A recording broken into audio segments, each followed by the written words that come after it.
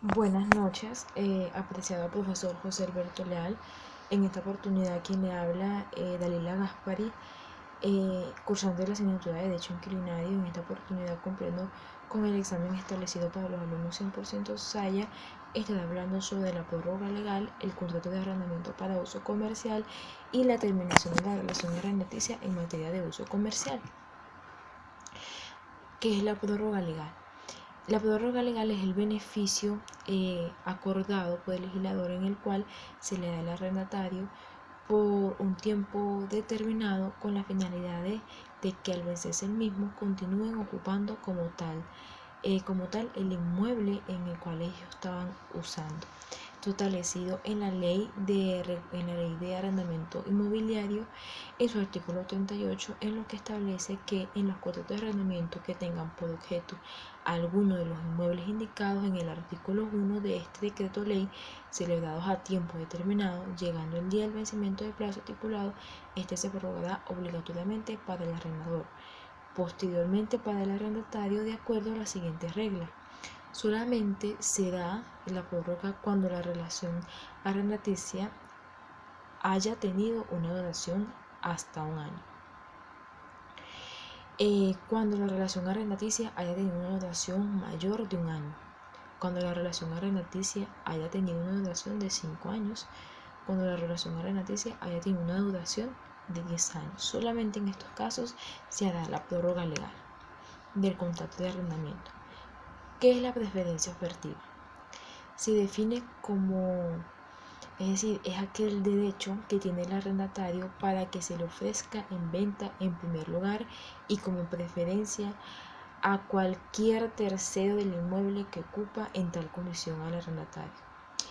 Y el retracto legal del arrendaticio se define según la ley de arrendamiento inmobiliario en su artículo 43, se define como el derecho que tiene el arrendatario de subrogarse de las mismas condiciones estipuladas en el instrumento traslativo de la propiedad en el lugar de quien adquiere el inmueble arrendado por cualquier acto que comporte la transmisión del derecho de propiedad. Tácita de reconducción. ¿Qué se refiere? ¿Cuál es su definición? Es la continuación o renovación del contrato de arrendamiento, es decir, cuando éste sea rústico o urbano, por hecho de permanecer el arrendatario en el uso y goce de la cosa arrendada. Después de vencer el término pactado del arriendo, es decir, una renovación operada en un contrato mediado, es decir, mediando el consentimiento tácito de las partes contratantes, lo cual puede interpretarse a través de ciertos hechos o actitudes asumidas por las cuales se manifiesta la voluntad de los contratantes. ¿Cuáles son esos requisitos de procedencia para que se dé la tácita de reconducción? Primero se tiene los requisitos de procedencia, la cual son los siguientes requisitos. La existencia de un contrato de arrendamiento a tiempo determinado, la ocupación del inmueble arrendado después de vencido el término, que no exista oposición por parte del propietario de dicha ocupación. Fases para promoverla. Son como 4 fases que son para promoverla. La primera es, ocurre que cuando se fija inicialmente un plazo de duración, si los contratantes no acuerdan prorrogarlo, el contrato concluye el día prefijado sin necesidad de requerimiento, salvo que por razón de objeto se encontrara sometida a un régimen normativo especial. Y la siguiente es que si al terminar el contrato el inquilino o arrendatario permanece disfrutando 15 días del inmueble arrendado con la aquiescencia o el consentimiento del arrendador, entonces se entiende que el contrato se renueva tácitamente. Como tercero es que si el inmueble es urbano, el nuevo plazo se entiende hecho por años cuando se ha fijado un alquiler anual, por meses cuando es mensual o por días. Y como siguiente se tiene cuando estamos ante un inmueble rústico, el plazo del nuevo contrato se entiende hecho por todo el tiempo necesario. El desalojo de hecho. El desalojo de hecho se entiende como aquel desalojo arbitrario que hace el propietario de un inmueble destinado a vivienda al arrendatario, o sea, es decir, lo obliga a salir del lugar. Y esto se establece durante las unidades tributarias de 1000 unidades tributarias, efectuando a través de 3 supuestos pechados en nuestro Código Penal. Primero, la violación del domicilio, la prohibición de hacerse justicia por sí mismo y la perturbación de la paciencia pacífica de bienes inmuebles. Es decir, ellos estarán violando los derechos del arrendatario. La notificación del desalojo, es decir, ellos deben de notificar para ser desalojado, pero esta consiste en recibir la notificación del tribunal, pues eso no quiere decir que tienen que desalojar, que tienen que mudarse, sino que le da ese beneficio, es decir, generalmente se pide una cantidad específica de días para dejar el inmueble a menos que cumpla ciertas condiciones. Y es muy probable que esto se trate de pagar el alquiler adecuado o de corregir las infracciones al contrato de arrendamiento que se hubieran cometido. Posiblemente, si cumple los términos de la notificación de desalojo, corrige las deficiencias. No tienen que mudarse si no cumplen las condiciones de la notificación de desalojo y ya no pueden negociar con el propietario. Posiblemente continúe el proceso de demanda de desalojo en los tribunales.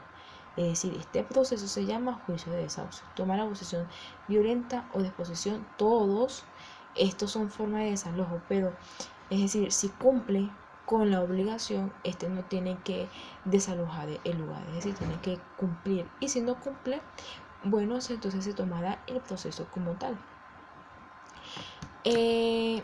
Las sanciones que impondrá SUNAVI a los infractores, es decir, SUNAVI, la Superintendencia Nacional de Arrendamiento de Vivienda, impondrá las siguientes sanciones, es decir, multa que van desde 400 unidades tributarias de acuerdo a las diferentes infracciones que hayan cometido, entre las cuales se tienen viviendas inadecuadas, cobrar por mostrar la casa que falte datos de registro, cobros indebidos, así como también todos los desalojos realizados en forma arbitraria por el propietario de un inmueble destinado a vivienda, habitación o pensión, expropiación de inmueble. En los casos de una primera residencia se aplicará los infractores en doble multa. Entonces, y en caso que tenga varias propiedades, se le estará expropiando algunas de ellas. Estos inmuebles expropiados se adjudicarán a los arrendatarios que habiten el mismo al momento de la expropiación. Contrato de arrendamiento de uso comercial. ¿Cuál es su definición? Es un acuerdo entre ambas partes sobre el uso de un bien determinado donde el arrendador como propietario recibirá una renta por prestar un bien, es decir, el contrato de arrendamiento, pero esto será bajo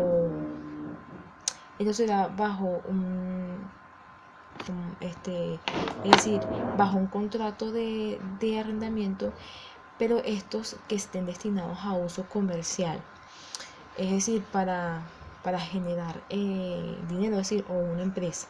Y esto por lo general tiene que durar un año, así como también el valor del inmueble, el canon de arrendamiento y la modalidad del cálculo adoptada. Y también tiene que cumplir con las obligaciones del arrendador y del arrendatario. ¿Cuáles son los elementos? Los elementos, la formalización, es decir, que cómo se hace el contrato, si de manera oral o de manera escrita. Pero como estamos bajo un contrato de arrendamiento de uso comercial, por lo general tiene que hacerse escrito, tiene que guardar constancia. Y el arrendador y el arrendatario debe cumplir con las obligaciones que ellos allí establecen. El destino del local. El destino del local es que frecuentemente pactar el local arrendado se destinará a una u otra actividad. No puede establecer en el contrato una actividad y luego va a realizar otra como tal. Y la duración tiene que generalmente por un año, a modo que en el contrato hayan estipulado el tiempo de duración. Y la renta es la cantidad en la cual el arrendatario tiene que pagar. Y la actualización de la renta le corresponde al arrendatario avisar eh, al arrendatario lo que va a realizar. Es decir, cuando el arrendatario se pacta por más de un año, las partes podrán estipular una autorización de las rentas, el modo y tiempo en que se efectuará. Deberes y derechos del arrendador. Bueno, el arrendador tiene los siguientes derechos y también deberes. Entregar el inmueble en buen estado, en buenas condiciones óptimas para poder habitarlo.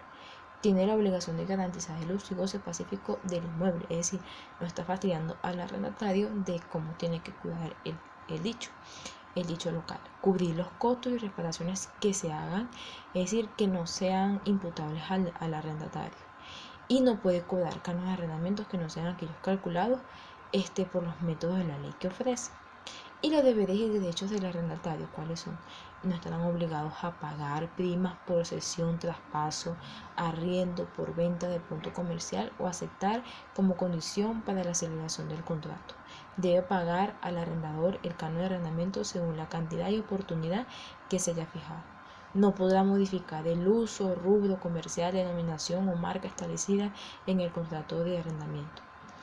Debe notificar al arrendador a los 3 días cuando se haya realizado un daño que haya causado Debe pagar los gastos y mejoras que quiera realizar y culminar la relación arrendaticia. Debe de mantenerlas en óptimas condiciones y tiene derecho a hacerlo todo un contrato escrito y auténtico, así como también tiene el deber de pagar las rentas y bueno, seguimos con las garantías. El arrendador también y el arrendatario tienen garantías, entonces el arrendador podrá exigir al arrendatario garantías de respaldo de las obligaciones asumidas, es decir, las obligaciones que él lleva por estas podrán ser mediante un depósito en efectivo o fianza. En ningún caso podrán coexhibir ambos tipos de garantías articulados en el artículo 19 de la Ley de Arrendamiento Inmobiliario, así como también tienen un depósito en dinero, fianza de fiel cumplimiento, garantías al finalizar la relación arrendaticia, las obligaciones insólitas y negociación de reintegro de depósito.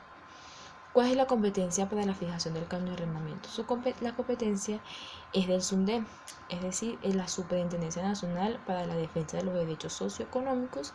Este organismo es el encargado de asistir al Ministerio de Poder Popular para el Comercio en la apelación de esta ley. Es decir, estos son los que están encargados de formar y de la fijación del canon de arrendamiento. ¿Cuál es la oportunidad de cancelar? Bueno, la oportunidad de cancelar el canon de arrendamiento se dispone que el mismo se realizará por cantidad y oportunidad, debidamente fijada con el contrato mediante el depósito en cuenta bancaria del arrendador, en el cual ésta debe de tener, y no se podrá clausurar mediante la duración del canon de arrendamiento, mediante el contrato de arrendamiento. ¿Cuál es el procedimiento?